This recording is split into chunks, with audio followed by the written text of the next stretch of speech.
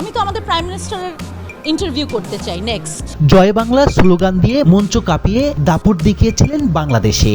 জুলাই আন্দোলনে ছিলেন প্রভাবশালী আওয়ামী লীগের কাণ্ডারি। শেখ হাসিনা পালিয়ে যাবার পরে আসনা হাবিব ভাবনা সবার অন্তরালে চলে যান।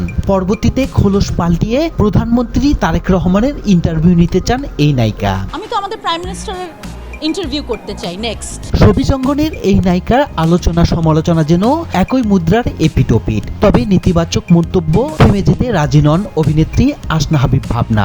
সাম্প্রতিক এক সাক্ষাৎকারে নতুন অভিজ্ঞতা, উপস্থাপনা এবং সমালোচনা নিয়ে খোলামেলা কথা বলেছেন তিনি।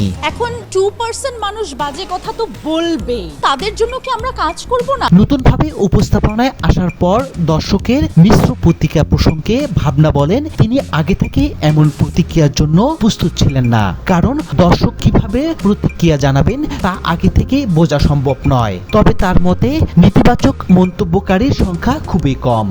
যারা আসলে নেগেটিভলি বলে তারা সংখ্যায় খুব কম। ভাবনার ভাষায়, আমার কাজ ছিল উপস্থাপন করা, আমি সেটা করেছি।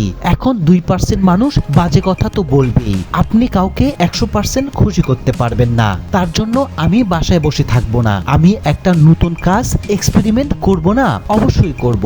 তো তার জন্য কি আমি বাসায় বসে থাকবো? আমি একটা নতুন কাজ এক্সপেরিয়েন্স করব না? তিনি মনে করেন সমালোচনার চেয়ে শুভাকাঙ্ক্ষীদের ভালোবাসা ও ইতিবাচক প্রতিক্রিয়ায় বেশি গুরুত্বপূর্ণ। তার দাবি, অধিকাংশ মানুষই তার নতুন কাজের প্রশংসা করছেন এবং সেটি তাকে অনুপ্রাণিত করছে। এই প্রসঙ্গে তিনি বলেন, আমাকে বেশি সংখ্যক মানুষ অ্যাকসেপ্ট করেছেন, নতুন একটা কাজের সুযোগ পেয়েছি, আমি কেন করব না? একই সঙ্গে ভবিষ্যতে আরো বড় পরিসরে কাজ করার আগ্রহ প্রকাশ করেছেন এই অভিনেত্রী।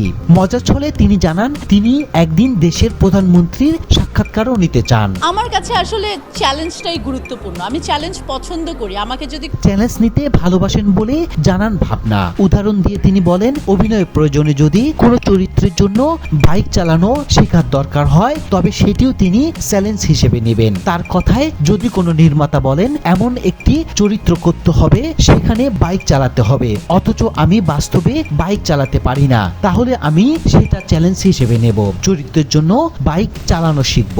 উপস্থাপনাটাই আমার জন্য ঠিক তেমনই নতুন এক অভিজ্ঞতা ছিল। কোনো নির্মাতা বলে যে এই ক্যারেক্টারটা করতে হবে, যে ক্যারেক্টারে আসলে বাইক চালাইতে হবে।